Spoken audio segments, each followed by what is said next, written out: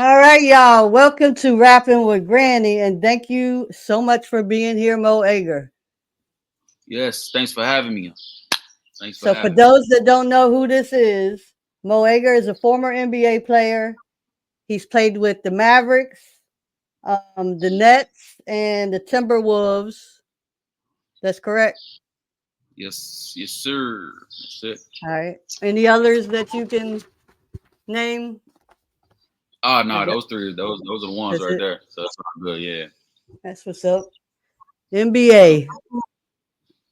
yeah, So it says that you were when I did my research, you were selected number 28 overall pick on the Mavericks. That's a flex right there. yeah. That's low key a flex. That's definitely a flex. You know what I'm saying? 28 being the number of wealth. So yeah, yeah it is what it is. But Like it's funny that is. because That's awesome. yeah, for sure. Yeah, yeah. Shout out to Mark Cuban and the Dallas Mavericks for drafting me at that time, man. It was a beautiful experience, nonetheless. I mean, especially at that time, I didn't know I was going to Dallas. You know what I'm saying? It was just like one of those things that happened late in the first round, but nonetheless, man, it changed my life and it changed a lot of people's lives around me. So it's a beautiful That's moment, and what's I'm up. grateful for it always. That's what's up. Um, I also read that I mean everybody had nothing but good things to say. Like you can play, you can just like the overall impression you made on your players, other former players and coaches Mm. it was all positive. Man, that's beautiful, and I love to hear it. You know, and that's good. Just to have people can vouch for you for years from your past experiences and stuff like that. So that's more of a flex than anything. For people that Facts. actually can have a certain amount of respect for you. You know, what I'm saying years later. Hmm.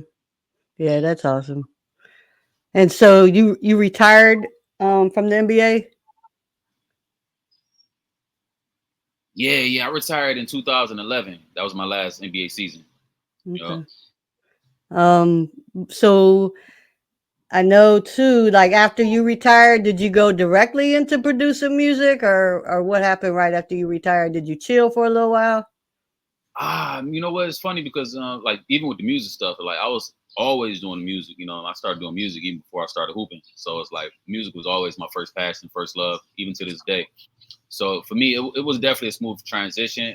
After I got released from the Timberwolves, I just took time to kind of like reflect on everything and reflect on my journey, reflect on the time I spent in the league, and it just felt more like a time of reflection. It was more of a spiritual journey, I would say, from the start. For me, I was like more so on a spiritual tip. Like, man, this is what I want to do. My spirit is guiding me. So I would say maybe like a month or two later, I'm just like, man, I feel like I just want to go ahead and pursue music full time. And that's when I started working with my good brother to this day, my boy Jordan Fresher. Jordan Fresh, that's my guy, man. Shout out to him, man. A wonderful individual. Me and him worked together on a project in San Antonio. That was my very first project I worked on post NBA, and spent a lot of time on that project for a few weeks and stuff like that. And I fell in love with the process of doing music full time. And from that point, I was like, oh yeah, this is it right here. So I allowed the music to kind of my love for music and my passion to kind of pretty much be the driving force for my journey to what you see today. So when you say do music, like what does that include? Do you sing? Do you rap? Do you do engineering? Do you make beats? What do you do? Yeah, yeah, I do everything, musically. I write, I can hold a note. I never consider myself to be a singer, but I know how to use my voice a little bit, and but I write. I've written for many people. You did, I've done a Okay. lot of ghostwriting, producing, Okay. artist myself. Yes, sir. Yeah, yeah, yeah. Definitely everything music. I don't know. I'm tapped in on. That's good that you can do all of that. I Yeah. mean, that's multi-talented. I mean, I do a little bit of rapping, and I write all my own stuff, but that's all I know how to do. I don't know how to That's do all you need to engineering, know how to make do. beats, none of that. That's all good. It's just one of those things. I'm a real purist when it comes to music, and I'm just interested in all aspects of it. You dig? So, No, just do and be great at what you're at, what you're great at. You know, that's all you need to worry about. That's true. That's true. You feel I don't me? have, I guess I don't feel like I want to. My producer was like, "Hey, you know, you can come in here one day. Let me teach you how to make a beat and just make your own beat." I was like, I don't even want to learn. Like it's just, I just feel like Yeah. it's too much. No, Watching that's him do love, it, though. I'm good. Yo, shout out to your producer though. He's trying to make you more expansive, you know, so you don't Yeah. necessarily have to depend on him. So, you know, whoever that dude is, man, you got to show.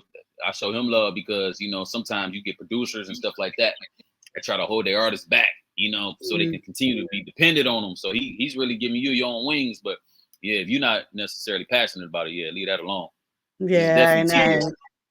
Yeah, you got to be passionate about like producing because production is really just editing. There's a lot of editing mm, going on, so it's majority editing. You know what I'm saying? So you got to be excited to do that type of shit. You dig? yeah, and I'm at a point in my life where I just don't even want to learn nothing else. I'm good. It's like, it's like Yeah, you already do a lot. You be driving Ubers, teaching school, motherfucking I lip do syncing. I do a lot for real.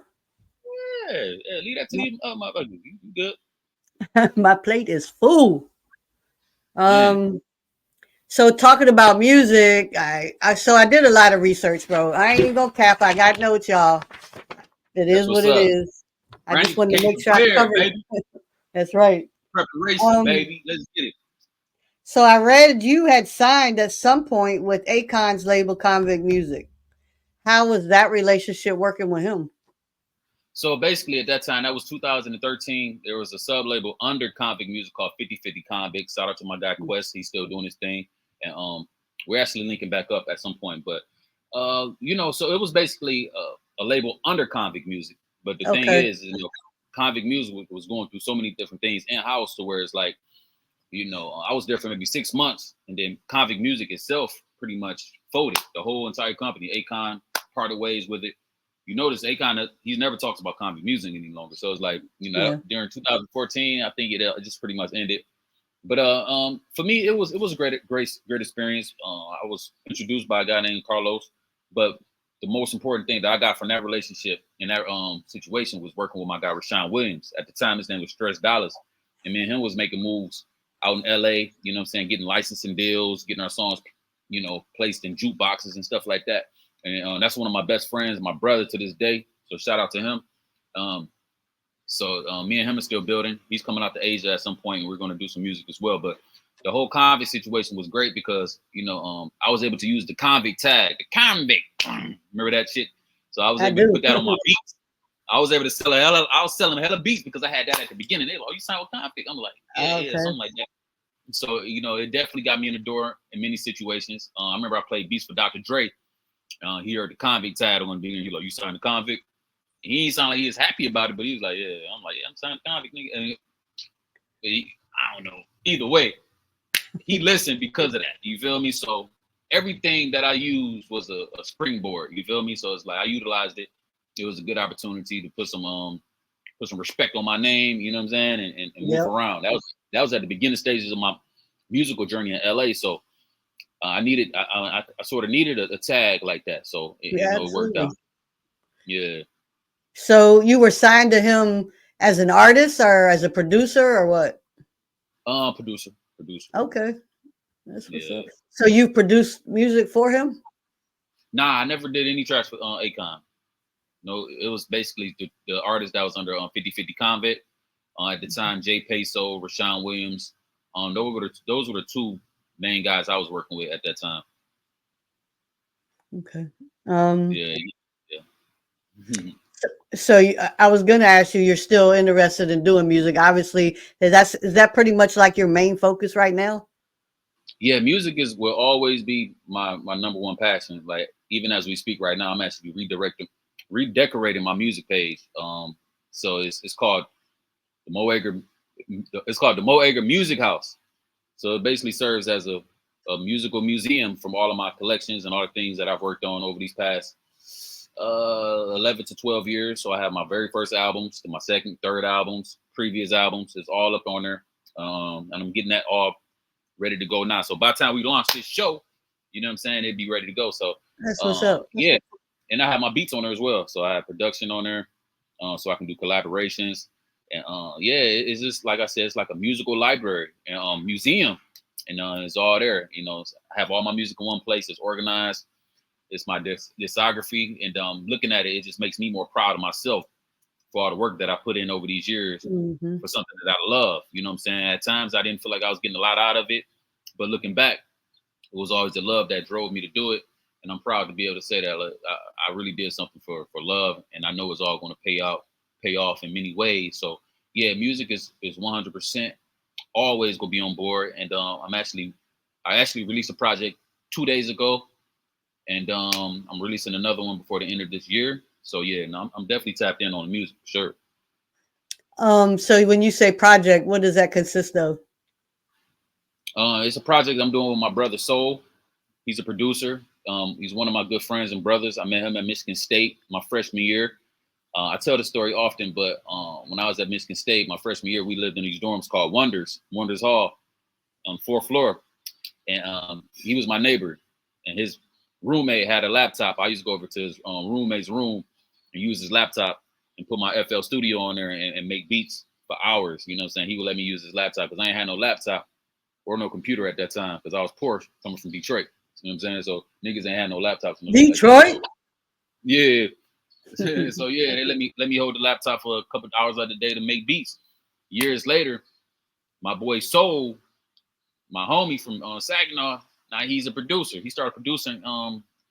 I want to say maybe 6, 7 years ago. He got back in touch with me, and I was an inspiration for him back then. So now he's one of the dopest producers I work with. So me and him got a project coming out called Soul and Mo 2.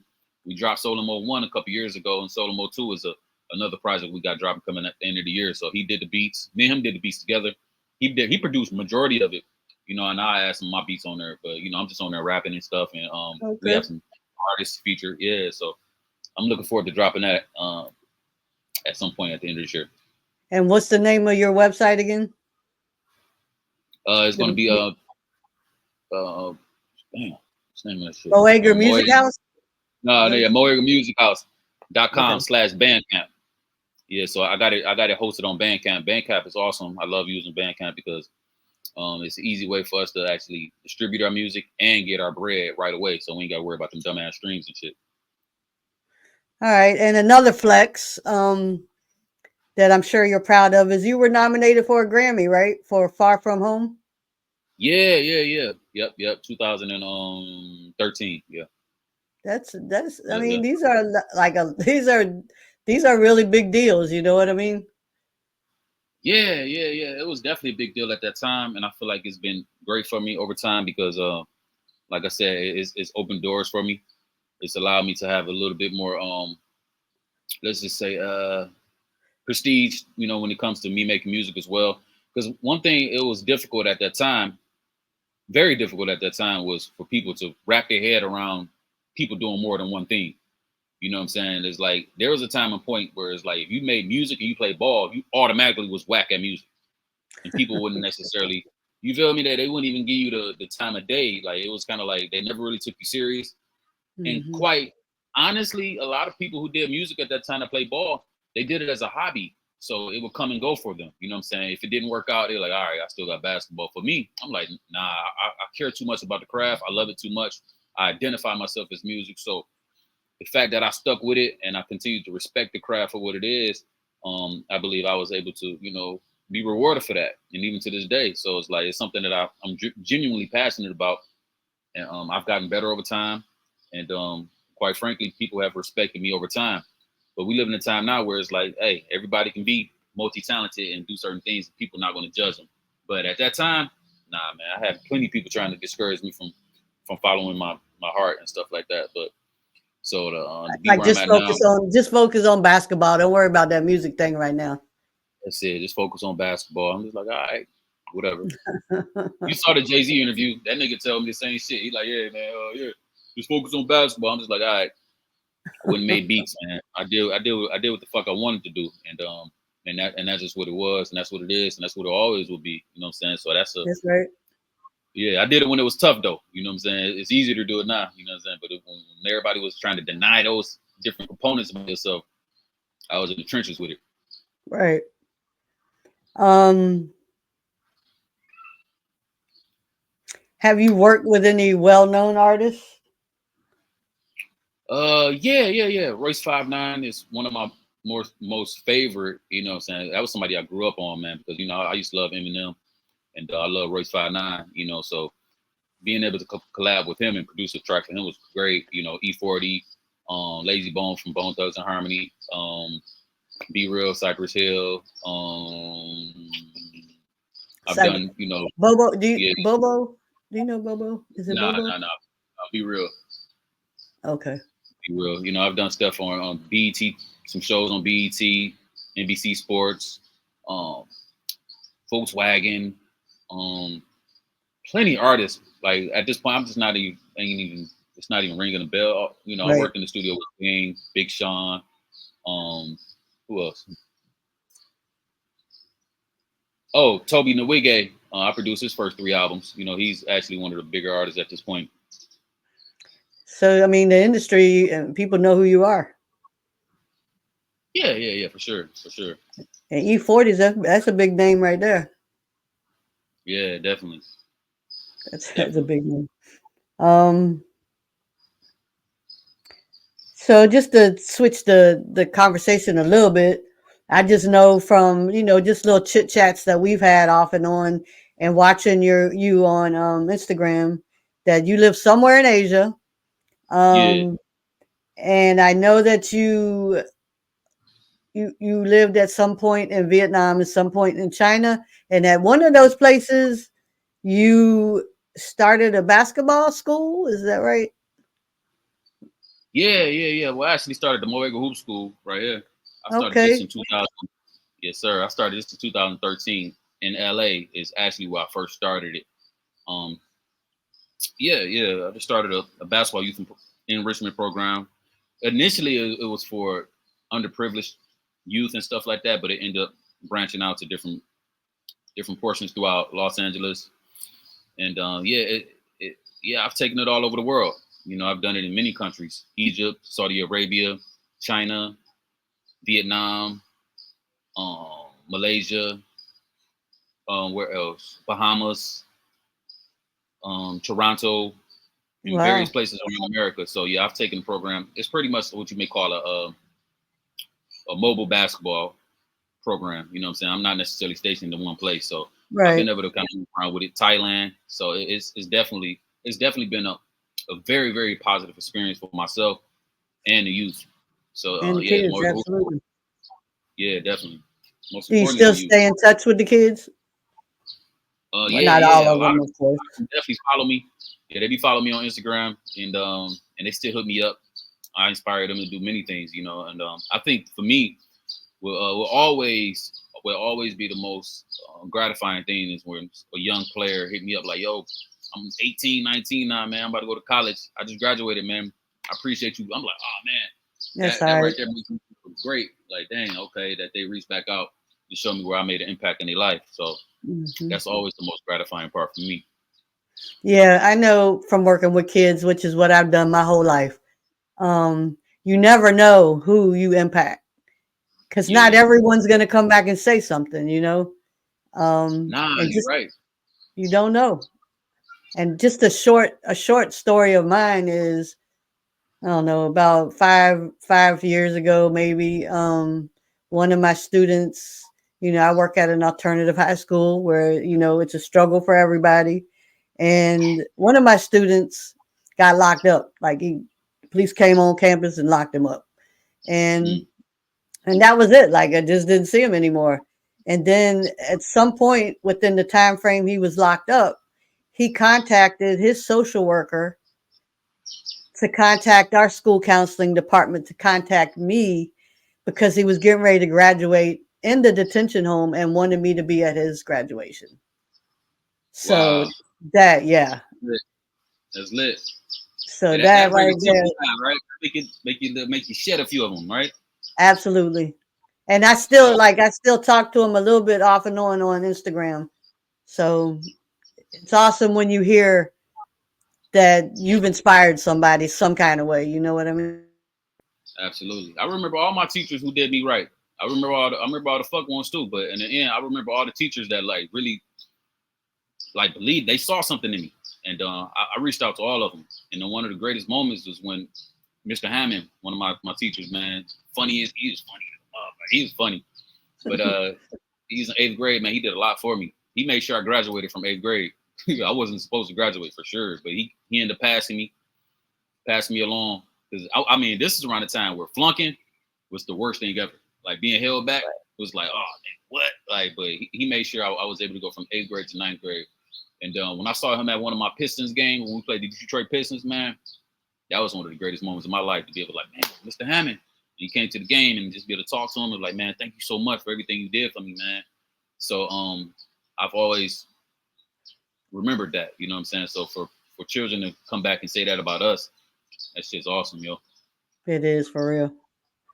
Do you have any kids? No. No kids. No wife. Mm-mm. Like, Nah. Nah. I was married at one point though. I was married in Vietnam for almost two. Yeah. I think I had the shortest marriage in history and shit. I think I was married for like a year and a half. For I real? was married for a hot ass year and a half. We was together for like 2.5 years, and then yeah, shit got crazy. I ain't ready to tell that story yet, but you know, when I will, that shit gonna be crazy. When you get ready to tell that story, hit me up. That one. What? Oh, the crazy part is, like, my craziest stories have yet to be told. Like, I've been telling those old ass NBA stories, but I got some shit. You want to expose anything now? Shit, are you talking about like an NBA story or just like a kind of story? Oh, well, I'm going to hit you up on an NBA story anyway, but whatever. Man, I can't think of none right now. I want to drop some. We might just do a part two, though. We can do a part two, and you know, I can drop a few stories, but it's like, I ain't even got, the story's not even in my head right now. Yeah. Let's do another one, and we drop some stories on that bit. All right, well, let me hear an NBA story. Shit, NBA story.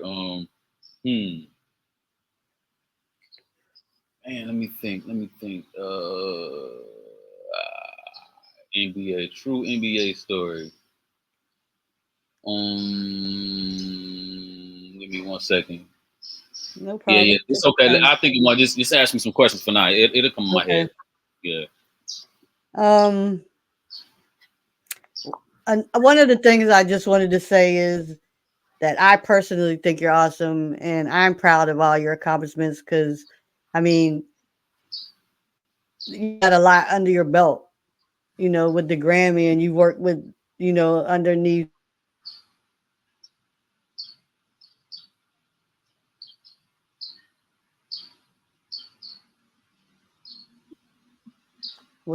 We keep pausing, but that's okay. We keep it moving.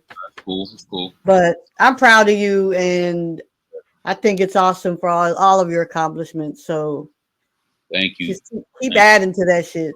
I mean, and I think it's important, like when you feel that way about somebody, to let them know. You know what I mean? Instead of just not saying. Why wouldn't you fucking tell somebody that you're proud of them? You know what I mean? So I am like dead ass. Appreciate it. That's love, and I appreciate that always. That's gratitude for sure. And I guess that's what the people be talking about when they say, give them their flowers now. So Yeah. We know how that goes. You know, it is what it is. You know, people. I don't know. Sometimes when you're here, you know, you might be a threat to that individual because they might be in the same field as you. They might have came up with you. They might have been, you know what I'm saying? But when they see you separating yourself, it's kind of hard for them to actually tap in with you in that way just because they still see you as the same person. They don't want to give you give you your just due. But it's all good. I'm not even here for that. I'm here for, for a divine purpose. And it is what it is. You know, recognition is great when I get it though. You know, it always feels good to be appreciated. Yeah. You know, but I'm not necessarily out here just, tripping about people who don't give up the love. It is what it is. Do you is working with the kids something you plan on continue doing, or is that chapter on pause right now? What's going on with that? Nah, I'm actually volunteering at a community center right now. Okay. Right here in Asia. Yeah, I'm working with some kids and helping them with the game, teaching them, and just showing up for them. You know, a couple days a week. And yeah. Now, children will always be something that I will, stay tapped in with youth, young adults, and stuff like that. You know, it will always be a thing for sure. Um, so so you live in Asia, and just I'm just curious. Like for me, I don't know if I could really make that culture change. Like, and you come from Detroit, like, and Yeah, you know what I mean? From Detroit to yeah. Asia, I know that's like a almost like a culture shock for real, because everything's did. Do a lot of people there speak English? Like that'd Not a be the lot, first but thing. yeah, yeah. But majority of the people that I deal with, they speak English, so it's not really honestly, in every Asian country, I feel like I've been here before. You know what I'm saying? It's almost like the culture shock is not as prominent for me as you would think. But ultimately, it's a I don't know. It's a lot freer over here. It's a lot easier to live. It's a lot easier to move around. I mean, everything is made over here, so it's like I'm not lacking in anything in terms of resources and stuff like that. So yeah, sometimes the language barrier can be a bit of a challenge, but for the most part, I'm always able to get where I need to get and get what I need to get when I need to get it. You dig? You know what I'm So saying? what about 12? How are they act? How do they act over there? Who's that? 12. Who that? Police? Oh yeah. Oh man, shit, niggas ain't tripping about shit over here. Police. These niggas will roll one up with you. Like, For real? no, police. If anything, if you violate anything, you might have to throw them a few dollars or something. Like, say if I'm driving down the street with my bike with no helmet, and motherfuckers like, hey, all right, man, you get this ticket, give me a cool little $20 real quick, and I'll keep it pushing. That's it. Police ain't tripping about niggas over here. We good. All my brothers, you want to go somewhere you safe with police, man? Come to Asia, man. Don't go to China, but like other places. Nah, man. That's cool though. I So is smoke there weed with like a police. Bro. Seriously, like after work, he be like, "Hey, man, I'm rolling up. Pull up to the spot. All right, meet you over there, bro." is weed legal there? Shit, damn near. It is in Thailand. It is. Thailand, yeah, you can smoke weed everywhere. Like, I rolled up in the I went and got some pancakes one day, and I was smoking weed. You know what I'm saying? Like you can smoke anywhere in Thailand. Thailand is, yeah, it's pretty legal, super legal. Um, you think of your NBA story? Oh no, no, no, no. You don't forgot all about it. Yeah, I That was already vibing. Yeah, we might just do another show for the stories. I want to be able to, pull something out the hat that's fire. You know what I'm saying? I don't want to have to rush one. You know what I'm saying? I got a bunch of them, but just none of them really just clicking right now. So let's do a part two for the stories. We'll get those. um well do you have anything else you want to add to this little short podcast? Oh yeah, first and foremost, that jacket you wearing is absolutely fire. That's a swagger nice joint, the Vice City. You I feel was me? gonna I was gonna shout it Yeah, out, but let me just show y'all. It's the Mo Ager merch. yeah, swagger nice. This jacket is fire. It's beautiful. The colors are vibrant. Like this jacket is like everything for real. I I love this appreciate shit. it. Heck yeah, I appreciate it so much.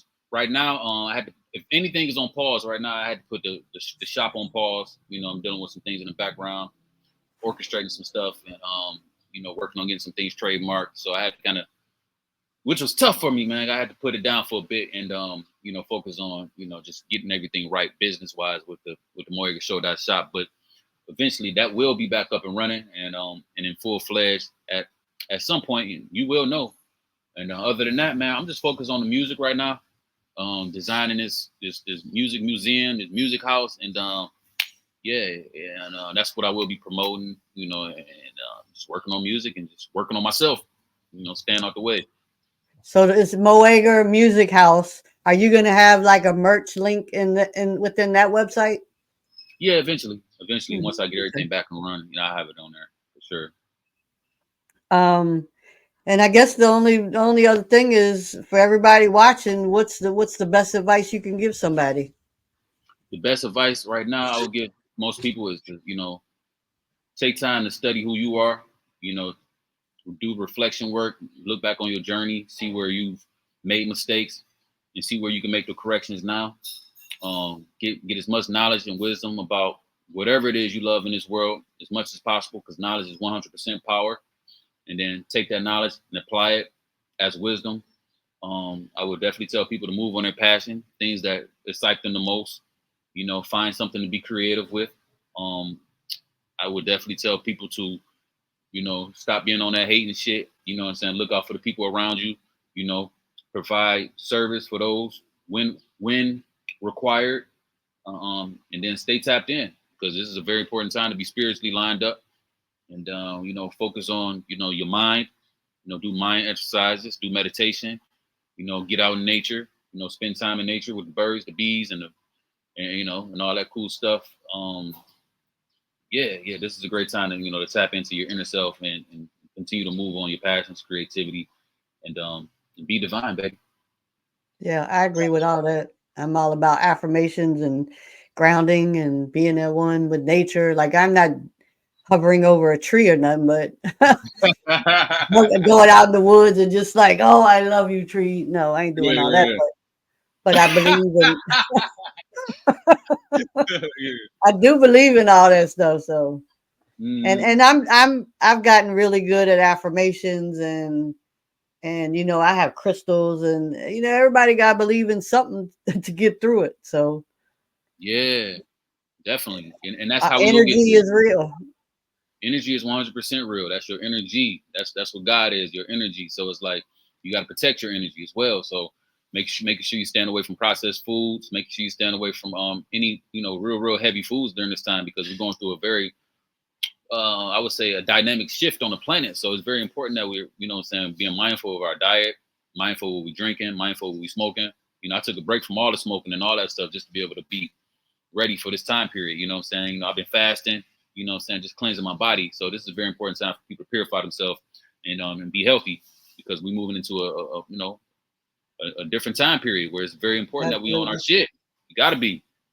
And I know I said I was going to close this out, but I got to say this because when you was talking about eating healthy and stuff, so I try to be mindful of what I eat. But here in America, they trying to kill us. Like Yeah. everything is just bad. Yeesh. Um, huh? Yeah. So I went to Costco yesterday, and one of the things I got was a watermelon, and went like, and I was feeling fine yesterday and everything, like I'm good. Got home, cut open the watermelon, got some of it out to eat. And I ate about 6 or 7 pieces and my throat started burning. And I was like, what the fuck is in this watermelon? Like, automatically, I went to the thought of, like, what did they put in the goddamn food? I went and Man. took the whole watermelon, threw it in the dumpster, came back in, and then realized I have postnasal drip. I want the damn Oh, watermelon. fucking crazy. Man, you can't eat, you gotta the fruit, the vegetables, like damn, But man. it makes you paranoid. It makes you paranoid. Now you can't even now you don't even feel good about the vegetables. You like, oh, these niggas spraying shit on the vegetables. It's like they It's doing the most, true. man. You just gotta go the extra mile these days to know exactly what you eating. Or shit, just go ahead and plant you a little garden in the backyard.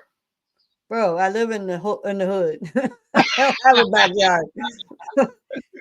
People be like Yeah. that too. They be like, you got a house. Don't let me step outside on live and show you where the fuck I live at.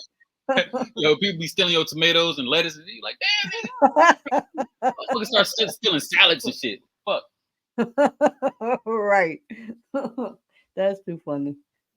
Well, I appreciate your time. You took the time out to come and talk to me, and to everybody that's going to be watching this podcast, I appreciate that a lot. I Hey, really much do. love. Keep doing your thing. Keep doing your thing. Keep doing your thing because it's definitely a sight to see and it's I love it. So don't let nothing stop you. You know what I'm saying? Continue to follow your dreams, continue to stay tapped in on what you're doing because it's fire. Thank you. Thank you. So Thank you.